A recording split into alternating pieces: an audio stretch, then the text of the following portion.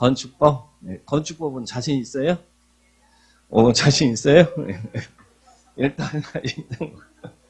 네. 그 자신감 좋아요. 자, 그런 거 마음에 들어. 건축법은 시험에 몇 문제 나와요? 7문제 나옵니다. 자, 건축법 7문제 나오는데, 건축법은 우리 개발법, 정비법과 다르게, 개발법, 정비법은 사업법이잖아요. 그래서 절차가 굉장히 중요히 되는데, 건축법은 절차법은 아니니까, 자주 보면 점수는 충분히 맞을 수 있어요. 7개 중에 5개는 충분히 맞을 수 있다 생각하시고, 자주만 봐주세요. 그러면, 건축법 어렵지 않습니다. 근데, 한 가지 우리가 되는 게 숫자가 많이 나와요. 그러니까 숫자를 좀 암기를 해야 되는데, 우리 또 암기는 겁나 자신 있잖아요. 안 그렇습니까? 자, 긍정적으로 생각하세요. 자, 그러면 건축법 이제 맨 총설입니다. 페이지 476페이지.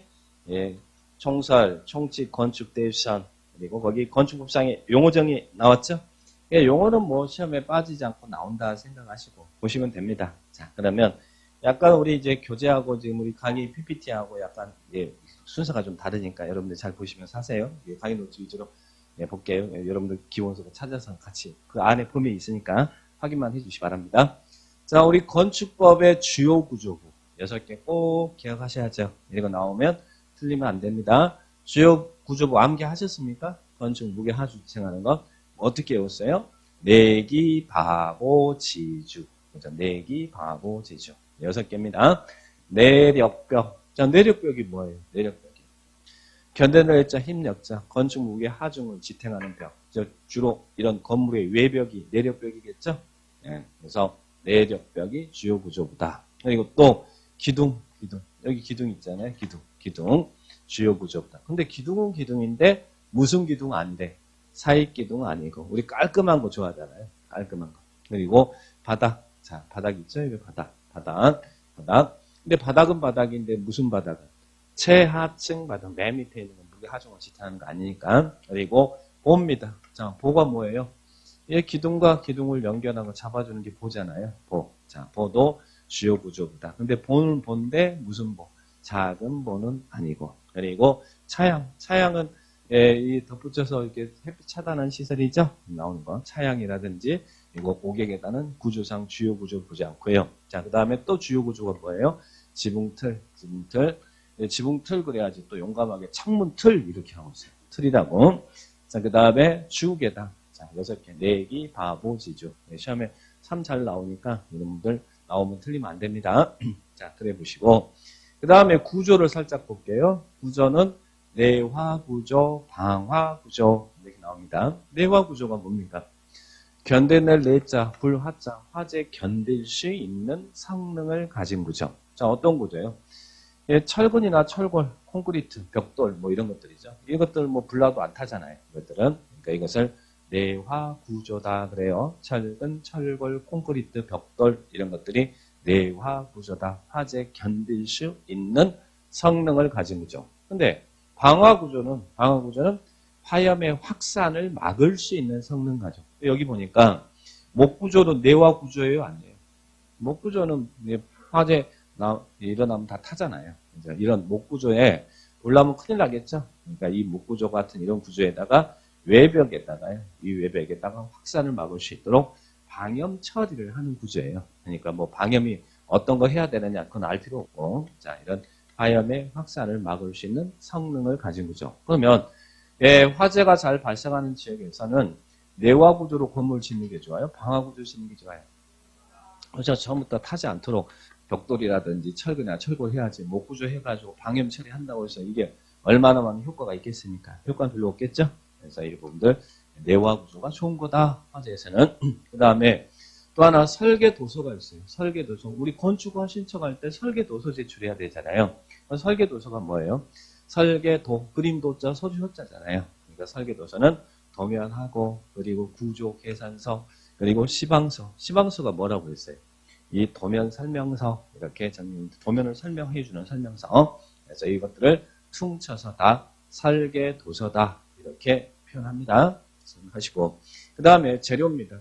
불연재료, 난연재료가 있어요. 불연재료는 무슨 재료를 불연재료라고 해요? 불에 타지 않는 재료, 불에 안 타는 재료. 그러면 나는 재료는요. 타긴 타는데 잘 타지 않는 재료. 그러면 불에 타지 않는 재료가 좋아요. 불에 잘 타지 않는 재료가 좋아요. 불에 안 타는 게 좋지 뭐 잘 타지 않는 재료가 좋은 게 아니라. 그죠? 그래서 두 개. 구조는 내화 구조, 재료는 불연 재료. 그러면 우리 화재 예방을 위해서 지정하는 용도지구가 뭐예요? 화재 예방에서 방화지구죠? 그러면 방화지구 안에서 건물 지을 때 건물의 구조는 무슨 구조로 지어야 되겠어요? 내화 구조. 그리고 재료는 불연 재료. 그래서 방화지구 안에서는 이런 내화 구조, 불연 재료를 사용을 의무하고 있습니다. 자, 그렇게 정리를 하시면 되겠죠. 네, 이런 개념 정리 하시고요. 네, 그 다음에 지하층입니다. 지하층은 개념 잘 정리하셔야 됩니다. 지하층이란 우리 아예 땅속에 건물이 있으면 그건 다 지하층이죠. 근데 이제 문제는 반지하 있잖아요. 지상하고 지하에 경계에 걸려 있을 그런 반지하들이 지하로 볼 거냐, 지상으로 볼 거냐 이게 문제잖아요. 그죠? 그러면 우리 지하라는 개념은 어떻게 정리하고 있다고요? 건축물 바닥이 지표면 아래에 있는 층으로서 바닥이 어디 있다고요? 땅속에 지표면 아래에 있는 층으로서 바닥에서 지표면까지 평균 높이가 당의 층 높이의 얼마? 2분의 1 이상인 것을, 그래서 2분의 1이라는 숫자를 기억하셔야겠죠? 2분의 1 이상인 것을 지하층이다. 자, 예를 들면 여기가 건물 바닥이 지표면 아래에 있어. 근데 여기 지표면은 이렇게 이제 고주차가 있네. 여기가 지표면입니다. 지표면이고. 그리고, 자, 여기가 이제 이렇게 해당 층이 이렇게 있어요. 아예 뭐 땅속에 있으면 당연히 이건 지하층인데. 자, 그리고 위에가 이렇게 있고, 이렇게 있습니다. 이렇게 있어요. 자, 이렇게 있다고 가정한다면.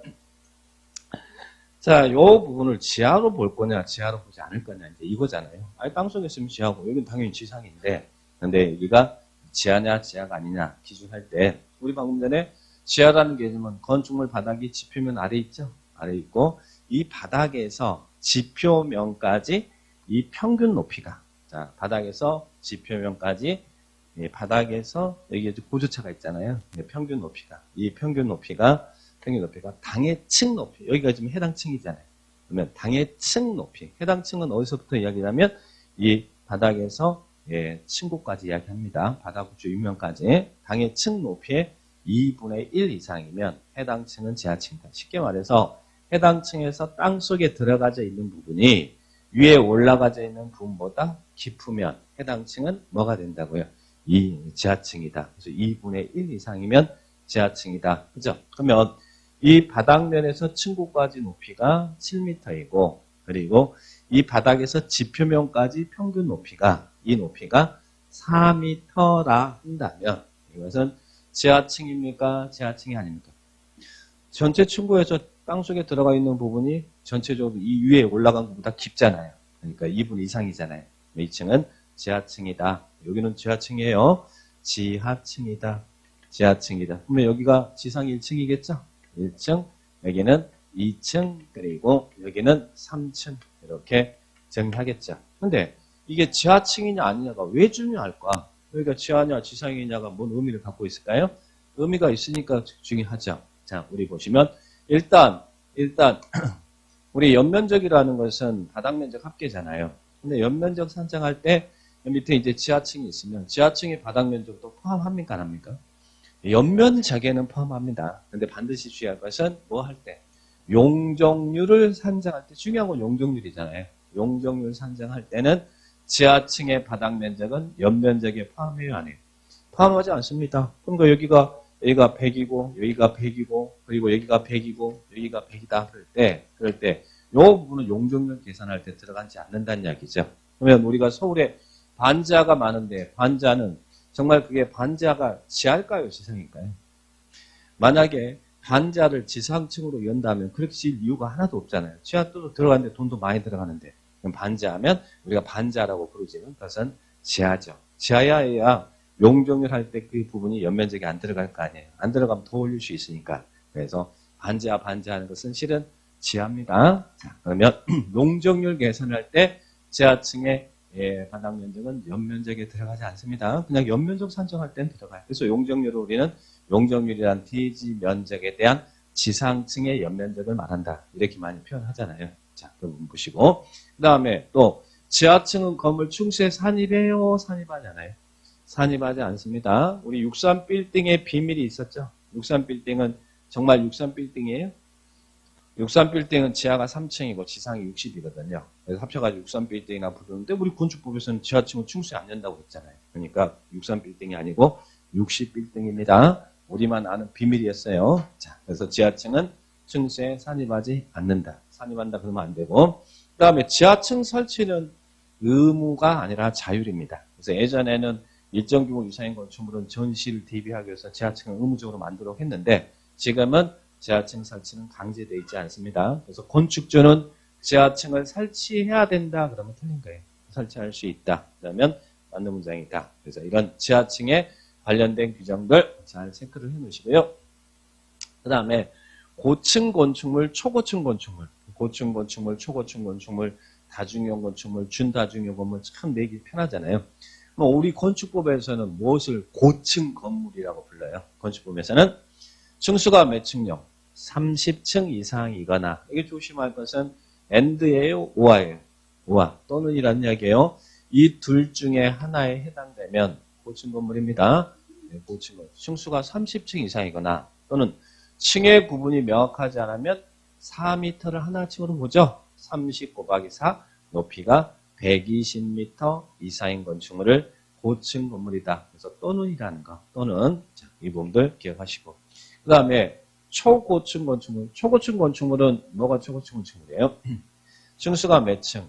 50층 이상이거나 또는 높이가 200m 이상인 건축물을 초고층이다. 그러면 여기가 층수가 55층이면서 높이가 150m면 초고층 건축물이에요? 초고층이 아니에요. 둘 중에 하나 해당되면 초고층이니까 51층이잖아요. 55층이면 당연히 초고층이죠. 또는이다. 그 부분을 기억을 딱 하시기 바랍니다. 고층 건축물, 초고층 건축물. 그 다음에 다중이용 건축물은 여기도 1이나 2, 둘 중에 하나 해당되면 다중이용 건물입니다. 1이나 2에 해당되면 다중이용 건물이에요. 이게 또는입니다. and가 아니라. 자, 그러면 일단 건물의 용도입니다. 자, 바닥 면적 합계가 얼마예요? 5,000제곱미터 이상인 이런 용도의 건축물을 다중이용 건물이라고 부릅니다. 자, 5,000 이상인 어떤 용도? 외워야죠, 이거는. 문종판, 여종관. 문종판, 여종관. 문종판, 여종관. 예, 5,000 이상인 문화 및 집회시설. 문화 및 집회시설이 뭐예요? 보고 즐기는 시설. 공연장이나 관람장이나 미술관이나 박물관이나 전시장이나, 그죠? 외식장도 문화 및 집회시설입니다. 5,000 이상인 문화 및 집회시설. 그런데 무엇은 빼고? 동물원, 식물원은 빼고. 동물원, 식물원도 문화 및 집회시설이거든요. 근데 빼고. 그래서 5,000 이상인 문화 및 집회시설. 그리고 종교시설. 종교시설은 뭡니까?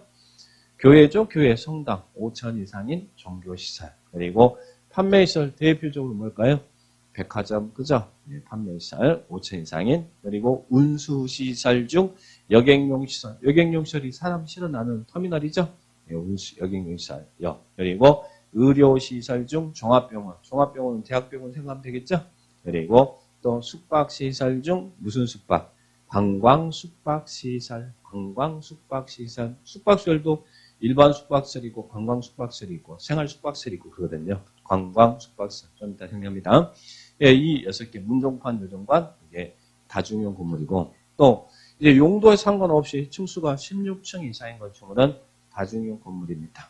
다중이용 건물이에요. 우리 아파트 16층 이상의 아파트다 보면 다중이용 건물이에요. 예, 다중이용 16층 이상인 건물은 다중이용 건물이다. 그래서 나중에 건축법에 어떤 규정이 적용될 때 이제 다중이냐 준다중이냐 이런 어떤 기준 잡을 때 용어가 나옵니다. 그래서 이런 분들 다중이용 건물이다 정리하시면 되는데 문제는 다중이용 건축물과 준다중이용 건물은 또 이렇게 문제를 섞어서 잘 물어보죠. 그러면 준다중이용 건물은 어떤 건축물을 준다중이용 건물이라고 해요? 준다중은 다중이용 1번을 가지고 이야기하는 거예요. 2번이 아니라 다중이용 건축물 외의 건축물로서 다중이용 건축물 외의 건축물로서 바닥 면적 합계가 얼마예요? 1000제곱미터 이상인 건축물은 준다중이용 건물이다. 다중이용 건축물, 외의 건축물로서 바닥 면적 합계가 1000제곱미터 이상인 건축물은 준다중이용 건물이다. 이렇게 표현합니다. 그러면 자 거기 준다중이 12개 나오잖아요. 근데 거기 보면 여기 1번부터 6번까지 문종판 요정관은 이 문종판 요정관은 5,000 이상이면 다중이고 5,000 미만 1,000 이상이면 준다중이잖아요. 이놈은 다중이 될 수도 있고 준다중이 될 수도 있어요. 그런데 나머지 6개 교육연구시설, 노유자시설, 운동시설, 위락시설, 관광휴게시설, 그리고 장례시설 이 6개는 다중이 될 수 없는 준다중이라는 얘기예요. 이놈은 1,000 이상이면 무조건 다 뭐라고요? 준다중이죠. 이게 5,000이라도 다중이에요? 준다중이에요?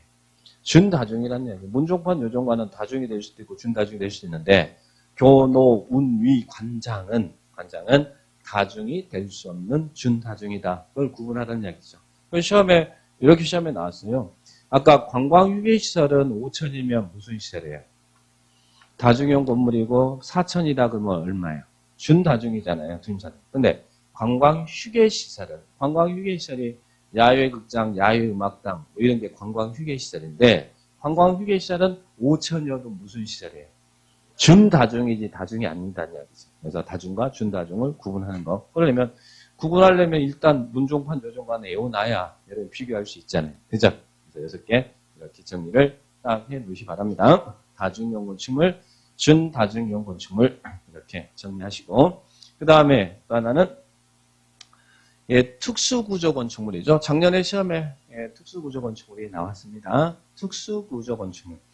다음의 건축물을 특수구조 건축물이다. 첫 번째, 보차양이 3m 이상 돌출된 건축물이죠. 쉽게 말해서. 자, 한쪽 꽃은 지지되고 한쪽 꽃은 지지되지 않는 이런 보나 차양 시설이 몇 미터 이상요?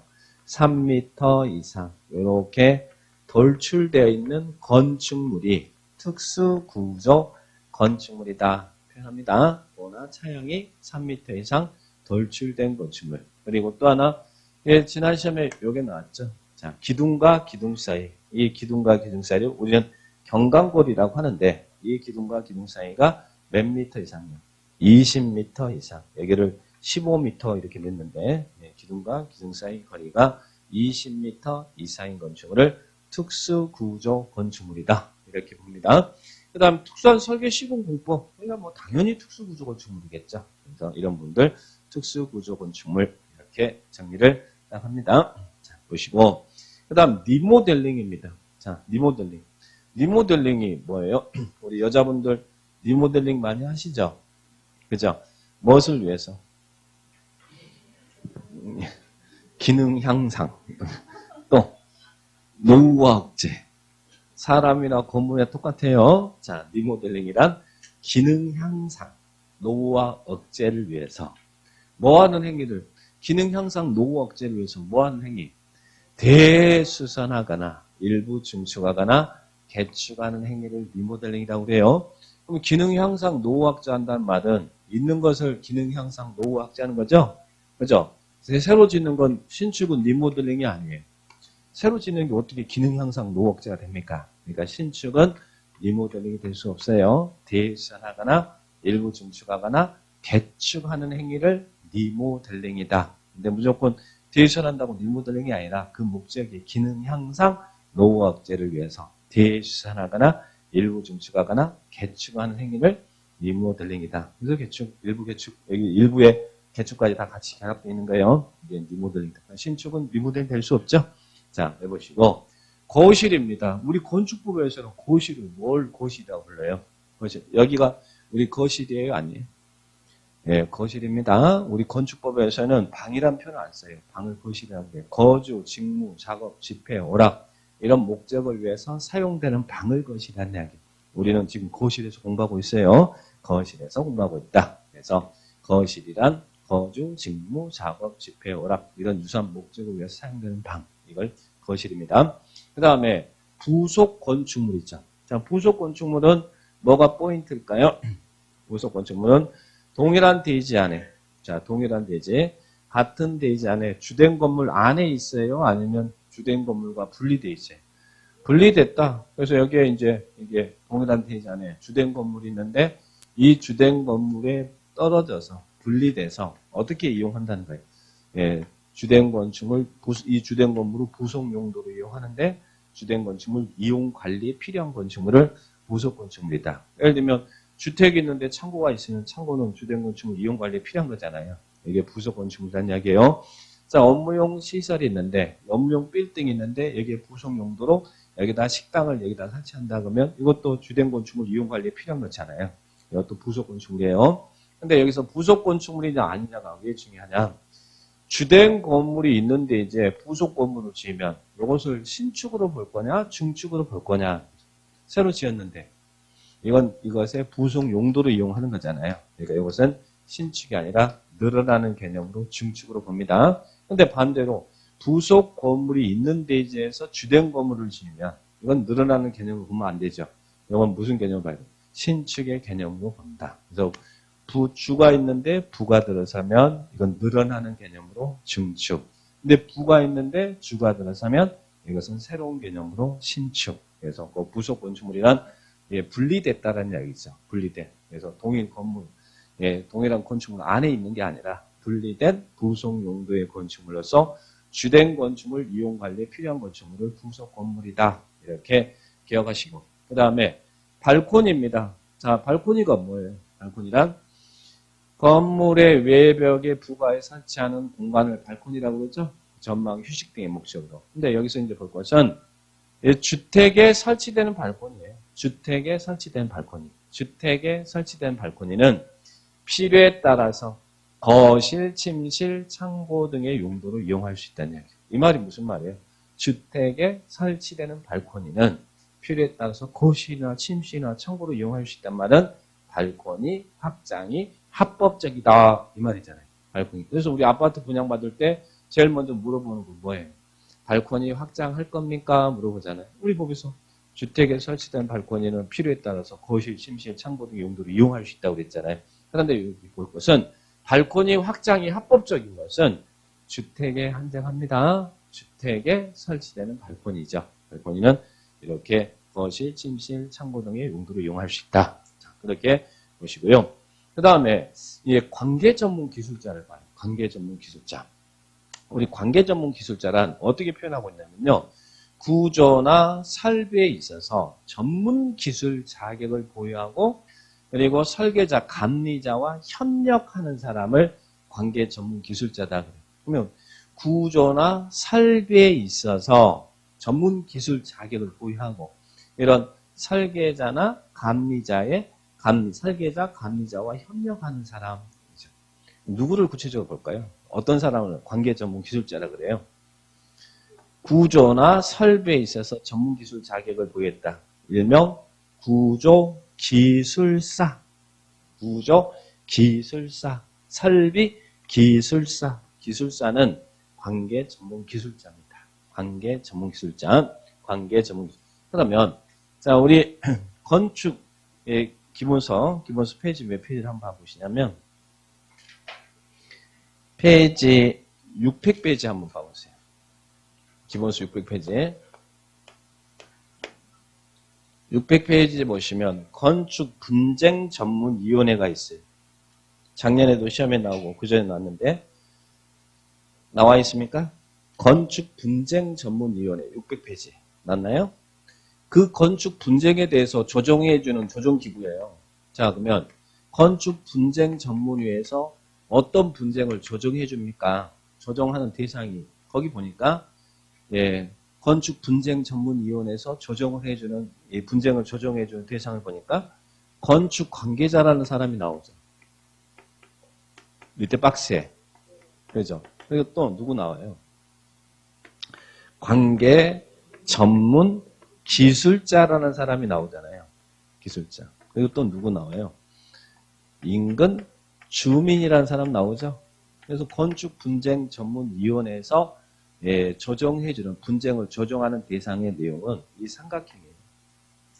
여기가. 그래서 건축 관계자끼리 분쟁. 그럼 우리 저부름에서 우리 이제 건축 관계자란 일반적으로 누굴 이야기하냐면요. 건축부의 4대 인물이 있어요. 건축부의 4대 인물이 누굴까요? 건축주, 여러분이잖아요. 그죠? 우리의 꿈은 건축주. 건물 주인이잖아요. 그리고 또 설계자. 설계자가 뭐 하는 사람이에요? 설계하는 사람이죠. 건축사. 설계하는 사람. 그죠? 그럼 시공자는? 시공하는 사람이죠. 설계 도면대로 시공하는 사람. 그죠? 그리고 감리자는? 감리하는 사람이지. 설계 도면대로 시공자가 제대로 시공하고 있는지 지도, 감독하는 사람이지. 감리잖아요. 그죠? 이게 이제 건축법이 일반적으로 건축 관계자다 그러면 이 4명을 이야기해요. 일반적으로는. 근데 이제 목차를 어떻게 잡느냐에 따라 기본서는 목차의 건축 관계자가 싹 다 이어버렸는데 일반적으로 이렇게 부릅니다. 그리고 아까 관계 전문 기술자란 구조 기술사, 설비 기술사, 이 기술사. 자, 이런 기술사를 관계 전문 기술자라고 해요. 그러면 조정 대상은 이 건축 관계자끼리 분쟁이나 또 건축 관계자와 관계 전문 기술자 간의 분쟁이나 또 관계 전문 기술자 간의 분쟁이나 관계 전문 기술자와 주민 간의 분쟁이나 또는 인근 주민 간의 분쟁이나 주민과 건축 관계자의 분쟁을 조정하는 데가 건축 분쟁 전문위원회 조정 내용이다. 이렇게 삼각형만 기억합니다. 거기서 관계 전문 기술자 이런 용어가 나오거든요. 자, 그 부분 참고합니다. 자, 600페이지에 그 내용이 있으니까요. 자, 보시면 되겠습니다. 자, 여기까지가 이제 일반적인 우리 기본서에는, 자, 다시 이제 기본서로 오시면 470, 앞으로 가보시면 476페이지부터 이런 내용들, 478에 보니까요. 여기 건축 관계자, 그래서 우리 다 이게 한 번에 이어버렸잖아요. 그죠? 넓은 의미에서는 이제 건축 관계자를 뭐 이렇게 목차를 잡는 것은 뭐 상관이 없는데, 그런데 여기 건축 관계자와 관계 전문 기술자가 분리돼 있잖아요. 근데 우리 교과서는 지금 보니까 오른쪽에 5번에 관계 전문 기술자 이렇게 나왔죠? 근데 여기도 건축 관계자라고 표현했는데, 네, 이렇게 이제 구분할 수 있다. 근데 뭐 이렇게 구분이 중요한 건 아닌데, 이것들이 여기에 이제 조정 대상이라는 걸 이해하시기 위해서. 그래서 거기 있는 1번, 2번, 3번, 4번을 일반적으로는 건축 관계자라고 불러요. 네, 이렇게 참고하시고, 네, 479페이지 5번에 관계 전문 기술자 나왔고, 설계도서 나왔고, 내화구조, 방화구조, 난연재료, 불연재료 이런 말 나왔고, 뒤에 발코니, 특별건축구역, 특수구조 건축물 이런 용어 정리 여기까지 486페이지까지 용어 정리 해봤고요. 자, 그러면 자, 이와 관련해서 문제를 한번 확인해 볼까요?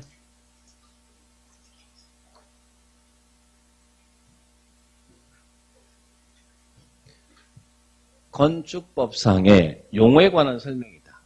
틀린 것은 1번 지하층이란 건축물 바닥이 지표면 아래에 있는 층으로서 바닥에서 지표면까지 평균 높이가 해당 층 높이 2분의 1 이상인 걸 말한다. 맞나요? 연상하셔야죠. 2분의, 그죠? 네, 2분의 맞다. 그 다음에 2번 내화 구조란 화재에 견딜 수 있는 성능을 가진 구조를 말한다. 맞죠? 네, 그래서 아까 철근, 철골, 벽돌, 막 이런 것들. 그 다음에 3번 초고층 건축물이란 층수가 50층 이상이거나 높이가 200m 이상인 건축을 말한다. 맞나요? 초고층 50층 200 맞죠? 그 다음에 4번 기둥과 기둥 사이 거리가 15m인 건축물은 특수구조 건축물이다. 몇 미터요? 20m 이상일 때. 예, 기둥과 기둥 사이가 20m. 이거 15m 아니죠? 작년 지문이고. 그 다음에 5번 바닥 면적 합계가 5,000제곱미터인 위락시설. 위락시설은 준다중용 건물이다. 맞나요? 아까 다중하고 준다중은 이제 헷갈리면 안 되는데 문종판 요정과는 다중이 될 수도 있고 준다중이 될 수 있지만 나머지 6개 교육연구시설이라든지 노유자시설이라든지 운동시설, 위락시설, 관광, 휴게시설, 장례시설은 다중이 될 수 없는 준다중이죠. 이것들은 5천이라도 준다중이잖아요. 그러니까 준다중용 건물이다. 이거 나와야 돼요. 그래서 다중과 준다중. 이거 맞는 지문. 틀린 것은 몇 번이요? 4번이 틀렸다. 그래서 이런 용어 정리 하시 바랍니다. 자, 보시고. 예, 그 다음, 뒤에 이제 봅니다. 자, 좀 쉬었다 하자.